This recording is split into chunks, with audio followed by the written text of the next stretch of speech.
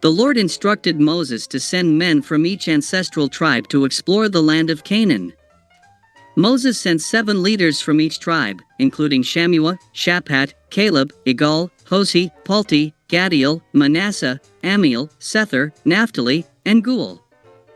They were instructed to go through the Negev and into the hill country to assess the people's strength, land quality, towns, soil fertility, and tree presence.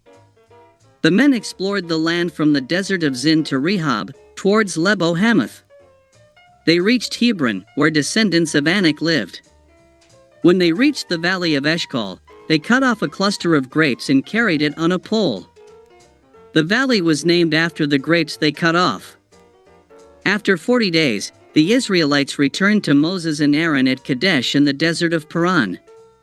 They reported their findings to Moses and the Israelite community at Kadesh, who showed them the fruit of the land. They found the land flowing with milk and honey but powerful and fortified cities.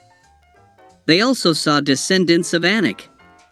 Caleb, the leader of the Israelites, suggested that they should take possession of the land, but the men who went with him said they couldn't attack the people because they were stronger than them.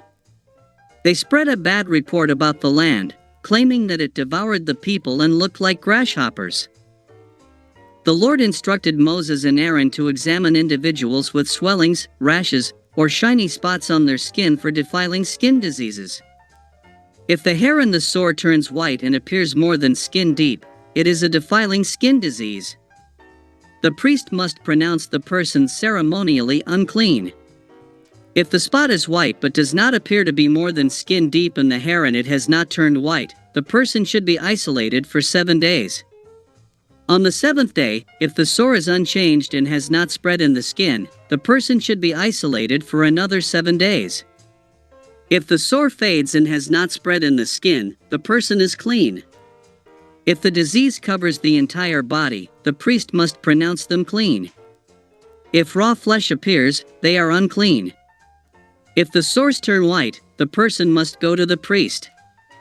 If the sores have turned white, the person is clean. When someone has a boil on their skin and a white swelling or reddish-white spot appears, they must present themselves to the priest. The priest must examine the spot and determine if the hair in it has turned white and appears more than skin deep. If there is no white hair in the spot and it is not more than skin deep and has faded, the person should be isolated for 7 days. If the spot is unchanged and has not spread, it is a scar from the burn. If a man or woman has a sore on their head or chin, the priest must pronounce them unclean. If the sore does not spread and there is no yellow hair in it, the person should be isolated for another 7 days. If the sore is unchanged and black hair has grown in it, the affected person is healed. If a man or woman has white spots on the skin, the priest must examine them. If the spots are dull white, they are a harmless rash that has broken out on the skin, they are clean. In conclusion, the Lord instructed Moses and Aaron to examine individuals with various skin diseases, including defiling skin diseases, boils, burns, and white spots. The priest would pronounce the person clean if the sore has not spread and the affected person has healed.